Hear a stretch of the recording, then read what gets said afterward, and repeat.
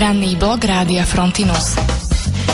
Ja vám želám ešte raz krásne dobré ránko, priatelia. Máme 7:37, skončila sa presilovka, dospieval nám dokonca aj Krištof. Vonku máme, dá sa povedať, že také trošku sichravé, ale pevne verím, že to bude krásne počasie. Meniny oslavujú Ľudmily, takže želáme všetko najlepšie. No a ako som slúbila, dnes tu mám vedľa seba, alebo teda respektíve oproti sebe aj hostia. Volá sa Pálko, tak ahoj Pálko. Pekný deň prajem. Ako si sa vyspal dnes po predloženom víkende? Super, som svieži. Hej, si fresh. Tak povedz našim poslucháčom, že čomu sa venuješ. Ja som tak trošku aj načrtla, že sa budeme rozprávať o thajskom boxe. Takže dobre som načrtla. Áno, správne. Vieš nám povedať niečo o tom, ako to vzniklo, kde to vzniklo, čo to je? Lebo nie každý vie. Lebo niekto si povie, že thajský box, že to sú nejakí chalani v trenkách, čo sa bijú. Tak povedz nám o tom viac. No takže predovšetkým som chcel niečo z histórie povedať. Thajský box teda vznikol v Thajsku, ako už aj podľa nás si viacerí možno predpokladali, že to tam vzniklo. Z začiatku to nebolo to nejak limitované, neboli tam ani chrániče, neboli tam ani rozhodcovia, v podstate ani v ringu sa nebojovalo, bol to viac taký bitkársky štýl. Od nejakého roku 1921 sa to upravilo, má to už športovú podobu a má to už pravidlá, je presne určené, v akých rukaviciach sa musí boxovať, či sú alebo nie sú chrániče, podľa toho, či sú profesionálne alebo amatérske zápasy. Takisto aj rozhodcovia v ringu rozhodujú. Zápas môže skončiť teda výhrou alebo prehrou, alebo remizou, teda podľa toho, z ktorej strany si to vezmeme. A profesionálne zápasy trvajú 5x3 minúty, 5x2 minúty, 3x3 minúty, amatérske zápasy 3x2 minúty. A čo ešte také A to netrvá potom dlho, či? Nie, netrvá to dlho, ale je to kondične nepredstaviteľný výkon. V podstate, čo sa za ten čas, aj za tie 3x2 minúty, čo človek vydá, tak je to nepredstaviteľné. A koľko trvá? Je tam aj nejaké predĺženie napríklad, alebo tak, ako v ostatných športoch? V podstate v K1-kových pravidlách, to je taká forma v podstate toho thajského boxu, alebo modifikácia, o tom si aj neskôr povieme, tak tam vzniká extra kolo v prípade, že je remiza. To znamená, že podľa K1 pravidiel sa môže iba vyhrať alebo prehrať a teda ak je po 3 kolách určená remiza, tak sa ide extra kolo, ktoré sa už extra hodnotí a tam sa určí víťaz alebo porazený. A čo ten človek vyhrá? Čo vyhrá? Takže väčšinou sa teda vyhrá finančná odmena. A dobrý pocit na srdiečku. A predovšetkým teda dobrý pocit na srdiečku. A čo potom zranenia? Ako to funguje? Lebo sú aj vážne, či? No, zranenia bývajú rôzne. V podstate v amatérských zápasoch, čo som ja zapasil, je tam výhoda, že sú tam chrániče, je tam príľba, je tam menej zranení a v tých profi zápasoch, keď už tam nie sú chrániče, je tam väčšie riziko, môže tam vzniknúť napríklad poškodenie holnej kosti pri kope, ak človek zle kopne a super to vyblokuje. Potom taktiež aj tie rebra sú často narazené a potom také klasické zranenia ako nos buď zlomený alebo narazený, nejaký monokel, modriny a rôzne. Kadečo sa môže stať v podstate. Tak toto sa asi našim poslucháčom páčiť nebude, takýto šport. Čo je na ňom dobré? Čo dáva tým ľuďom, ktorí ho robia? Čo dáva? Je to predovšetkým o tom dobrom pocite, ktorý človek získa. Človek si zasúťaží, môže zrovnať svoje schopnosti so superom. V podstate stretáva sa vždycky nejaká komunita ľudí, ktorí spolu trénujú, snažia sa posúvať svoje ciele, snažia sa zlepšovať a predovšetkým urobiť niečo pre svoje zdravie a efektívne tráviť voľný čas. Je to v dnešnej dobe počítačových technológií už pomaly menej a menej ľudí má záujem sa pohybovať, čiže je to pre zdravie veľmi dobre. Jasné, myslíš si, že napríklad mama nejakého nášho poslucháča bude radšej, keď jej syn nebude sedieť za počítačom alebo pôjde sa niekde byť do telocvične? Takže teraz som hovoril teda o tých zraneniach predovšetkým počas zápasov, počas tréningov. Ja osobne som nezažil žiadne zranenie, ak nepočítam jedno rebro narazené, ale to počas 4 rokov trénovania, v podstate dennodenne, keď sme trénovali, by som to nazval skôr náhodou, že sa niečo také stalo počas tréningov. Že sorry, bracho, nechcel som. Hej. No áno, on sa to stane, ale ako pri tom množstve úderov a kopov to boli 10 000, to jedno zranenie v podstate. Ja by som povedal, že je to šport. Teraz som hovoril o tých zraneniach na zápas, kde sa v podstate chodí na 100%, ale v podstate ohľadom tých zranení počas tréningu by som povedal, že niekedy tu menej zranení ako možno pri klasickom futbale alebo pri nejakom hokeji, kde veľakrát super zaútočí alebo dá bodiček, dajme tomu zozadu, nečaká to. V tomto športe sú presne vymedzené pravidlá aj na tréningu a každý vie vlastne, skadiaľ môže prísť útok, to znamená, že keby som to mal porovnať s nejakým klasickým športom, možno s futbalom, tak by som povedal, že vo futbale môže vzniknúť viacero zranení ako v tajskom boxe. Tak vidíš, to by som napríklad nepovedala. Zápasy sú nebezpečné, ale tréningy sú ďalšia vec, tréningy v podstate trénuje v podstate hocikdo. Napríklad ja osobne mám skúsenosti aj s tréningami detí, 6 až 10 rokov, ale na tréningy chodia rôzni ľudia, aj dievčatá, teda ženy aj muži a vekovo som zažil aj od 40 rokov vyšší na tréningoch a to znamená, že tiež ľudia vedia, či si môžu dovoliť, dajme tomu, trénujú aj rôzni manažeri, doktori a títo ľudia si nemôžu dovoliť prísť do práce s nejakým monoklom alebo s nejakým zranením, nejakým vybitým zubom dokonca a títo ľudia trénujú, takže vedia, že to trénujú preto, lebo si to môžu dovoliť v podstate. To znamená, ale ty si vravel, že trénuješ aj malé deti. Trénoval som.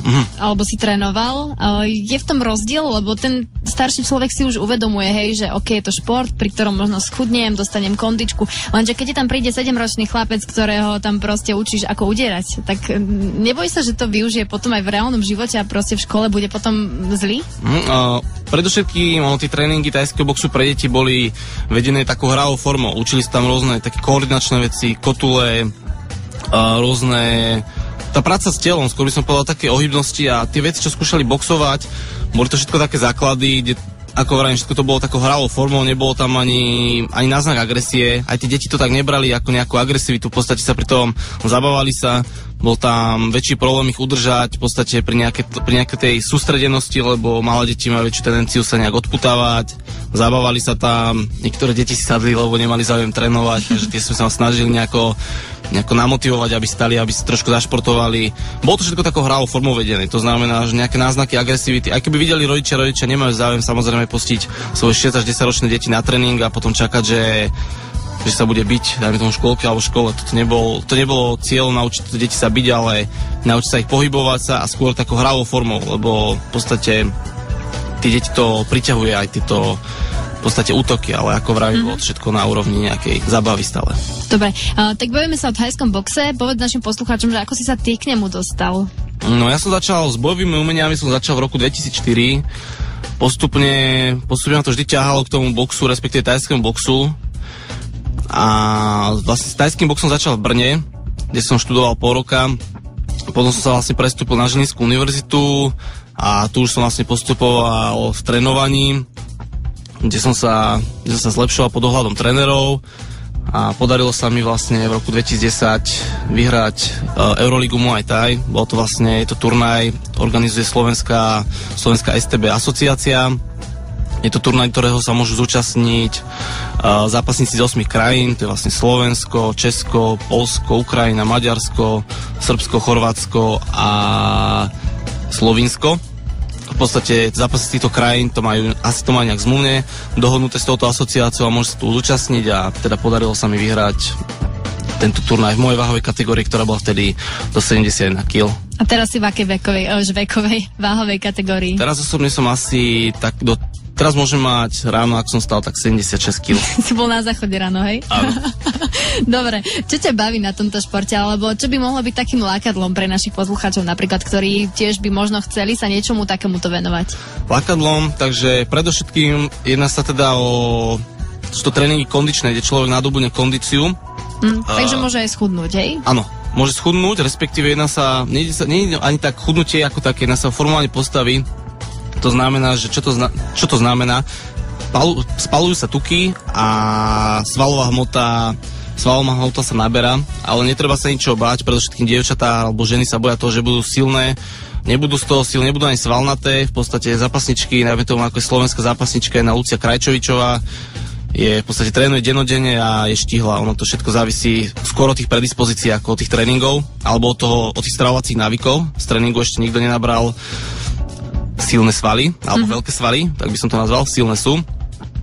A je to zábava, je to niečo v kolektíve, pracuje sa tam, je tam rôzne veci, zase koordinácia, základná vec, ktorú veľa ľudí nemá, na tréningu sa to všetko dostane, ono to vyzerá jednoducho aj v telke, ale zosúľadiť všetko tie pohyby a je to veľmi technický šport, je tam práca s bokmi, vytačanie celého tela a A tak ďalej. Takže, milí poslucháči, pokiaľ sa chcete dať na thajský box, tak nemusíte váhať, nebudete mať z toho veľké svaly, len nebudete mlandraví. No, tak to chcel Pálko povedať. Správne, áno. Máme 7 hodín 47 minút, pred nami je reklama a potom to môžeme trošku odľahčiť aj pesničkou a dostaneme sa k tomu samozrejme aj, aké sú tvoje úspechy, Pálko, a môžeš nám potom aj porozprávať niečo viac o thajskom boxe. Takže ak ste zvedaví, tak nás počúvajte aj naďalej. Frontinus.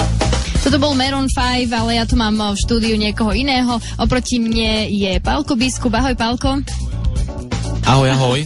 Čauko. My sa s tebou rozprávame o thajskom boxe, ktorému sa venuješ aktívne. Už si nám aj porozprával, že odkiaľ teda thajský box je, že je z Thajska, že názov neklame. A rozprával si nám, čo sú pozitívne veci na tom. Sú aj nejaké negatívne? Má ten šport nejaké negatívne veci? Teda asi tie zranenia najviac. Negatívne predovšetkým tie zranenia, ale už ako som spomínal aj v predchádzajúcom vstupe, netreba sa báť tých zranení.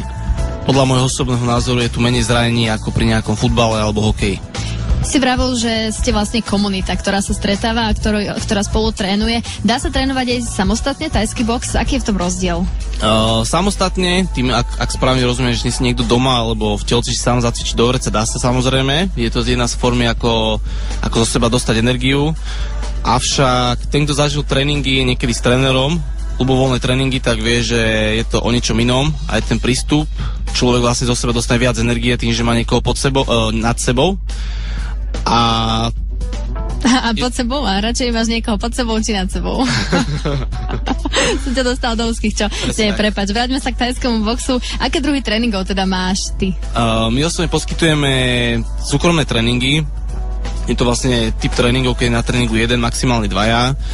Je tam väčší dohľad nad tými zverencami. Dajú sa predovšetkým viac prispôsobiť tie tréningy, ak má niekto nejaké požiadavky, buď redukcia tuku, poprípade nejaké zdravotné problémy, čo býva často, ľudia majú problémy s kolenami, tréningy sa dajú nastaviť takým spôsobom, že ľudia s týmito zdravotnými problémami môžu plnohodnotne zacvičiť a mať dobrý pocit z tréningu. A potom poskytujeme skupinové tréningy, jedná sa však o miniskupinové tréningy, na tréningu je zhruba 4 až 6 osôb, takisto je tam väčší dohľad nad tými jednotlivcami v porovnaní so skupinami, kde je napríklad 30 ľudí, ten tréner aj keby mal záujem, ťažko sa to dá, respektíve sa to pravdepodobne nedá na každého brať ohľad. Takže snažíme sa týmito menšími skupinkami nejak pritiahnuť pozornosť našich fanúšikov a upútať ich a predovšetkým naučiť ich niečo a oni sami už vidia, či sa zlepšujú a či teda má zmysel tie tréningy a je to už na nich v podstate. Snažíme sa ich pritiahnuť. A aké sú tvoje najväčšie úspechy?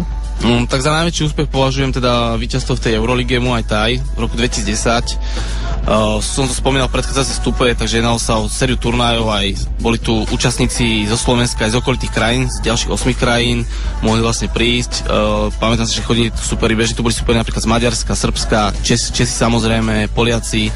Čiže tie zápasy boli zaujímavé, tým, že veľakrát človek aj nevedel, že aký super mu príde. V dnešnej dobe internetu si môže pozrieť, profi zápasníkov si môže pozrieť na internete, avšak dajme tomu z tých krajín, nejaké Srbsko, tam tí zápasníkov vysielali a veľakrát to boli zápasníci, ktorí boli o 2 levely nad úrovňou priemerných Slovákov, takže veľakrát sme dostali Slováci, niektorí teda, nie ja, na kladačku, pravdu povediac, takže bolo to tým zaujímavé, takže teda víťazstvo v tej Eurolige Muay Thai a momentálne v poslednej dobe sa mi podarilo, ma oslovil istý pán z Oxfordskej encyklopédie, takže podarilo sa mi byť členom tejto encyklopédie. Je to vlastne kniha, ktorá prezentuje známe aj menej známe osoby zo slovenského a českého prostredia. Je to vlastne československá verzia. Môžem tu spomenúť, že v tejto knihe okrem ostatných menej známych, napríklad zo známych je tu napríklad uvedená aj žena roka, pani rektorka Čorejová zo Ženevskej univerzity, potom tu bol pán prezident, inžinier Ivan Gašparovič, teda bývalý prezident, z hokejistov napríklad Jaromír Jágr a ostatné mená si nepamätám, v podstate tieto mená som si zapamätal a mi udreli do tváre. Jasné. Povedz nám, že teda našim poslucháčom, že čomu sa venuješ okrem toho? Lebo človeka to tak zaujíma, vieš, že človek, ktorý robí šport, že či popri tom dokáže robiť ešte aj niečo iné. No takže momentálne som doštudoval, takže momentálne chcem si nájsť nejakú prácu popri a už si inžinier? Áno, už som inžinier. Hej, super. Ako ďalší 10 000. Dobre, aké sú tvoje ďalšie kroky? Ideš sa venovať iba športu alebo hľadaš normálne zamestnanie? Takže mojou takou víziou je nájsť si prácu, ktorá by mi umožňovala aj plnohodnotne trénovať, respektíve sklbiť aj tie tréningy s pracou a uvidíme, ako to pôjde. Teda je možné, že tie tréningy budem tlačiť dopredu, v podstate uvidí sa všetko, aké budú možnosti. Momentálne som v štádiu, že sa trénuje na 100% a plánuje sa aj trénovať na 100%, takže zverenci alebo záujemcovia by nemali pocítiť žiadny rozdiel. Od sa budem snažiť prvom rade. A kde ťa môžu nájsť tí záujemcovia alebo tvoji fanúšikovia? Áno, takže trénuje sa na ulici Veľká Okružná 45, je to v Žiline, je to teda v centre mesta.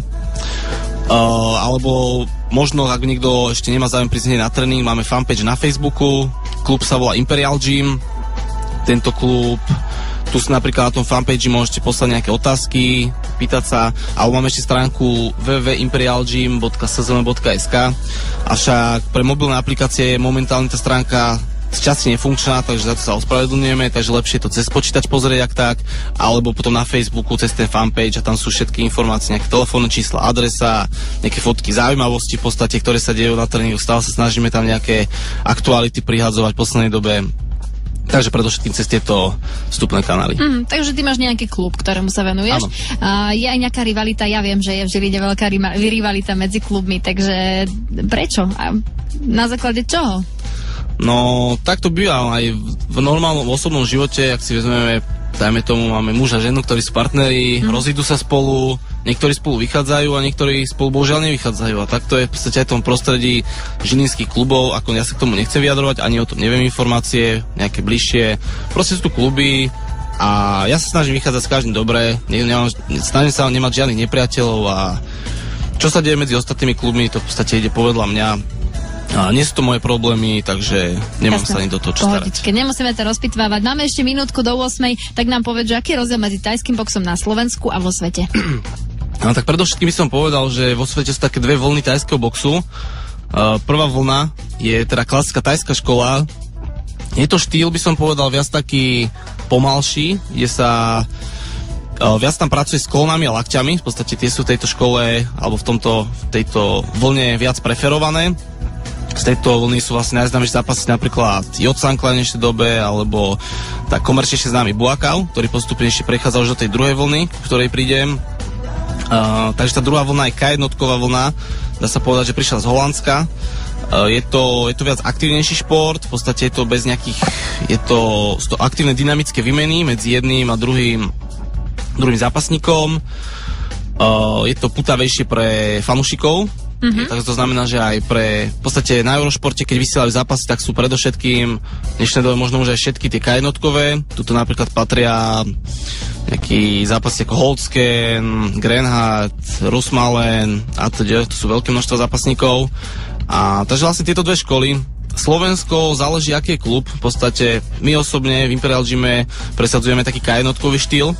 Do toho však pridáme rôzne kolná a lakte, avšak nie je to nejak špecializované na to. Skôr to je taká K1-ková škola, dôraz na tie ruky a na tie kopy. Skôr by som to priblížil už ku kickboxu, avšak je to stále K1 v podstate. Jasné. Dobre, tak ja ti veľmi pekne ďakujem za návštevu, za to, že si tento šport trošku priblížil aj našim poslucháčom. A pevne verím, že sa ešte uvidíme, že sa budeme počuť, pokiaľ príde nejaká akcia v Žiline alebo dosiahneš nejaké väčšie úspechy. Ďakujem pekne, teším sa na ďalší vstup.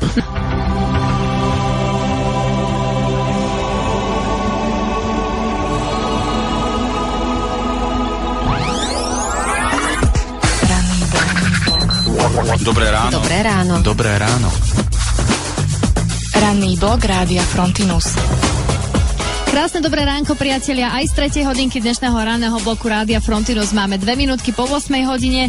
Meniny dnes oslavuje Ľudmila. Máme 16. september a ja tu mám ešte stále hostia oproti mne, takže ešte raz a naposledy vítam Pálka Biskupa. Ahoj, Pálko. Čaute. Ja ti ešte raz ďakujem za návštevu. No a môžeš pozdraviť samozrejme aj našich poslucháčov. Dávam ti priestor. Takže pozdravujem všetkých poslucháčov Rádia Frontinus a prajem vám pekný a zatiaľ snáď neupršaný deň. Ďakujeme krásne. No a ja vás vítam v 3. hodinke tripletom, pretože ten je teraz na rade. 3 pesničky za sebou od toho istého interpreta. Dnes sme si pre vás pripravili Janku Kiršner, takže pekné počúvanie a pekné ráno.